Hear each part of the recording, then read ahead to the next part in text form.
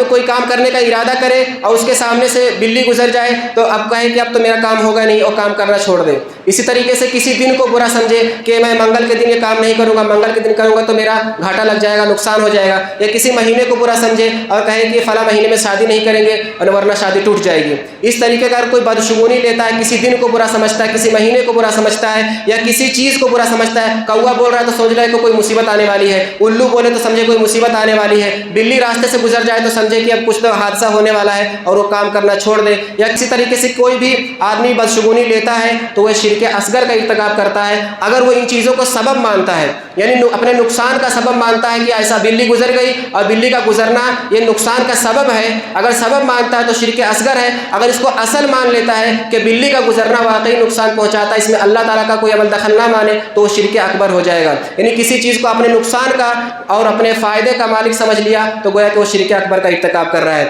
اللہ کے رسول صلی اللہ علیہ وسلم نے ارشاد فرمایا، بخاری شریف کی روایت ہے، حدیث نمبر 5757، لا عدوى ولا طیرۃ ولا حامۃ ولا سفر، یعنی کوئی بیماری متعدی نہیں ہے، کوئی بیماری ایسی چھوت چھات والی بیماری نہیں ہے کہ ایک آدمی کو بیماری ہوئی اس کے پاس کوئی چلا جائے گا تو اس کی وجہ سے کسی دوسرے کو بیماری لگ جائے گی، یہ چھوت چھات والی بیماری کوئی بھی نہیں ہے۔ اللہ کے رسول صلی اللہ علیہ وسلم نے فرمایا، لا عدوى، کوئی بھی بیماری متعدی نہیں ہے، ولا طیرۃ، کوئی چیز بدشگونی والی نہیں ہے، کوئی چیز ایسی نہیں ہے کہ کوئی کسی کو نقصان پہنچا دے یا اس سے آدمی بدشگونی لے، ولا حامۃ، عرب والے کیا مانتے تھے کہ جب کسی کو قتل کر دیا جائے تو اس کے منڈی سے، قتل کرنے کے بعد اس کی منڈی سے ایک الو نکلتا ہے اور وہ الو بولتے رہتا ہے جب تک کہ اس کے خون کا بدلہ نہ لیا جائے، تو جب اس کے خون کا بدلہ لے لو تو وہ الو خاموش ہو جاتا ہے۔ اور اللہ کے رسول نے فرمایا، ولا حامۃ، یہ کوئی چیز نہیں ہے، اس طریقے کا کچھ، اس کی کوئی حقیقت نہیں ہے۔ ولا سفر، یعنی سفر کے مہینے کو اس زمانے میں لوگ برا سمجھتے تھے اور سوچتے تھے کہ ماہ سفر میں اگر شادی کریں گے تو نقصان ہو جائے گا، اس کو منحوس سمجھتے تھے، تو اللہ کے رسول صلی اللہ علیہ وسلم نے فرمایا سفر کا مہینہ منحوس نہیں ہے۔